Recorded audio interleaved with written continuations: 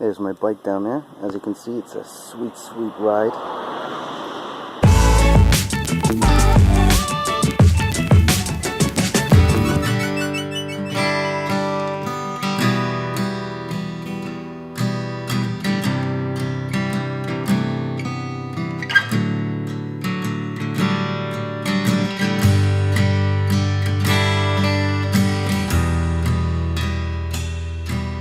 So I was just waiting at the train station because I gotta come meet a guy from work.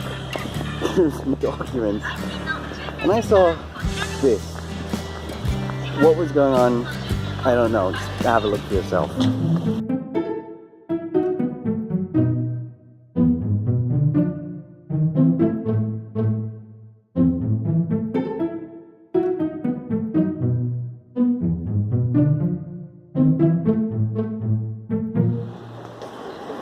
Okay, seriously, what is going on right now?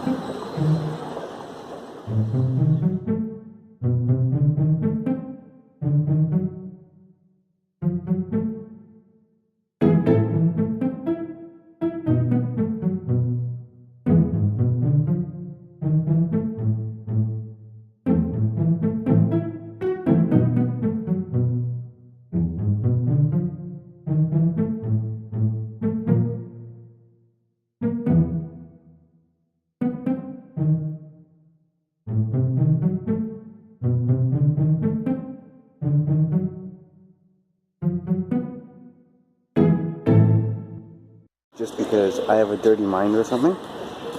But what do you see when you look at this sign here? I mean, is it just me? Or does that look like the word sex?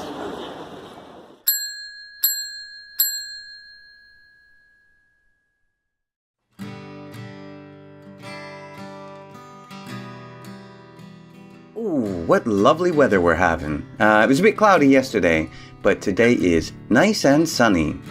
Look at the houses around here. There's lots of houses that are just really nice. I love their little gardens and fancy trees and stuff. It's so Japanesey. This tree here did have sakura flowers, but they've all fallen off now. Fallen off? Is there a better word for it? Oh, hello there, doggy.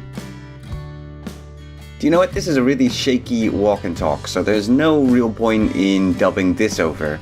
But basically, after this, I was heading into Tokyo. So let's just play the footage of that, and I'll talk about it without making you feel sick with how shaky this camera is.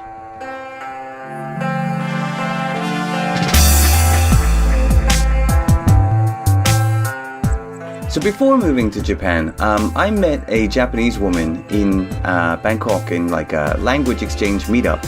And she was so helpful. Like, it's just unbelievable how much she helped me when I first arrived there.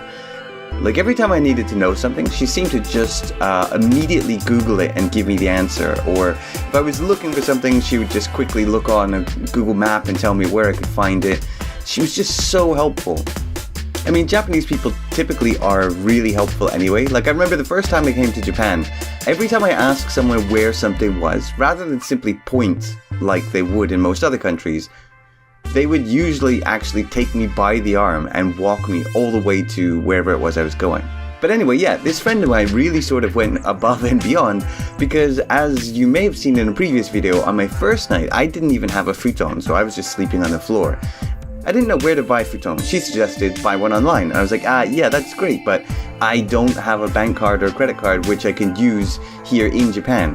And she went as far as to actually buy it on her card and then just say, well, just give me the cash, you know, whenever you next see me. Which, yeah, was very nice. I mean, I really feel indebted to how much she helped me.